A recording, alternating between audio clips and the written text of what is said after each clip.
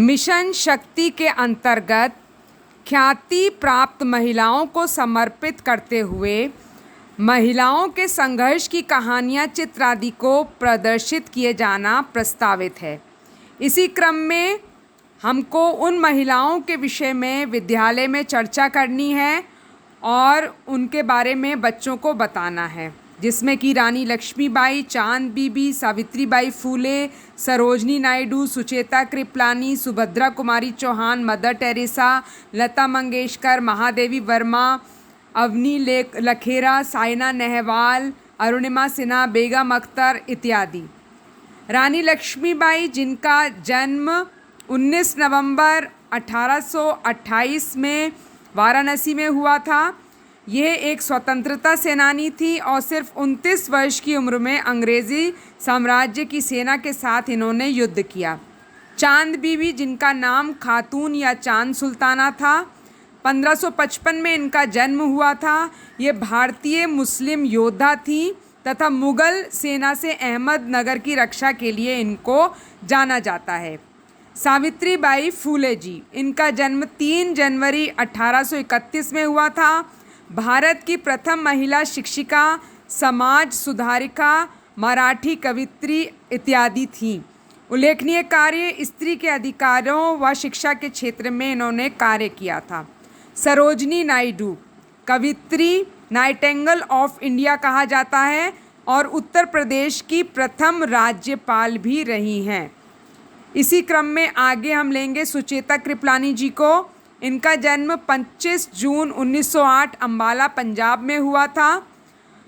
राजनीति क्षेत्र में और स्वतंत्रता सेनानी में मुख्य योगदान रहा और यह भारत के प्रदेश की पहली मुख्यमंत्री, उत्तर प्रदेश की पहली मुख्यमंत्री रही थी। इसी क्रम में बुंदेले हरबोलों के मुंह हमने सुनी कहानी थी, खूब लड़ी मर्दानी वो तो झांसी वाली रानी थी की कवित्री सुभद्रा कुमारी चौहान जी आती हैं। इनका जन्म 16 अगस्त को इलाहाबाद में हुआ था। इसी क्रम में आगे आती हैं मदर टेरेसा, जिनका जन्म 26 अगस्त 1910 को इटली में हुआ था और कलकत्ता में इनकी मिशनरी, चैरिटी मिशनरी चलती है। ये पहली भारतीय महिला है जिनको कि नोबल शांति पुरस्कार भी प्राप्त हुआ है।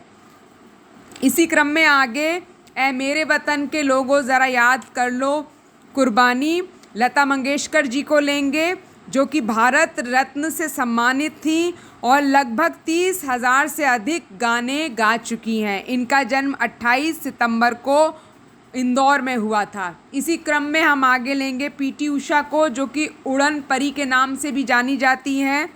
जन्म 27 जून 1964। इनको पद्मश्री से सम्मानित किया गया तथा एशियाड गेम खेलों में सर्वाधिक गोल्ड मेडल लाने वाली।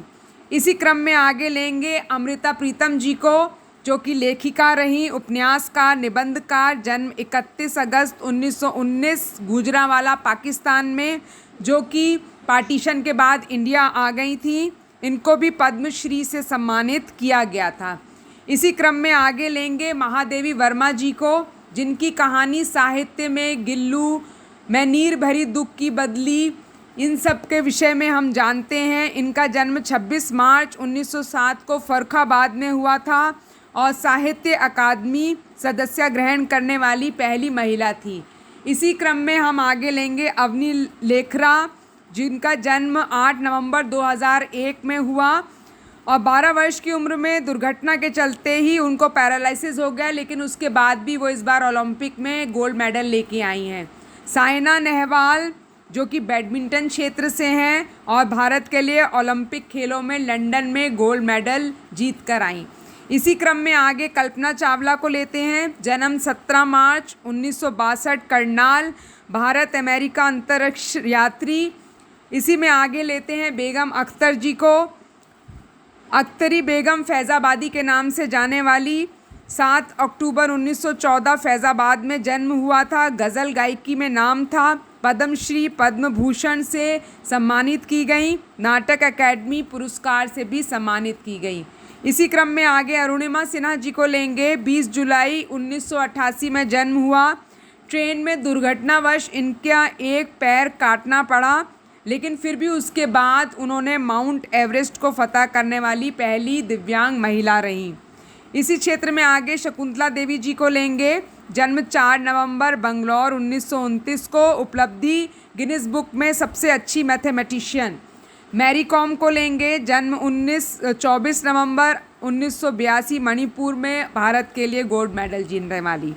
और इसी में आगे लेंगे सालूमरदा थिकम्मा जी को, कर्नाटक राज्य की सबसे 107 वर्ष की महिला जिन्होंने 8000 पेड़ लगाकर उनकी संतानों की तरह देखभाल की और बीबीसी की प्रमुख खबरों में छाई रहीं। तो इसी तरीके से मिशन शक्ति की ये योजना हमारे विद्यालयों में चलेगी। Thank you.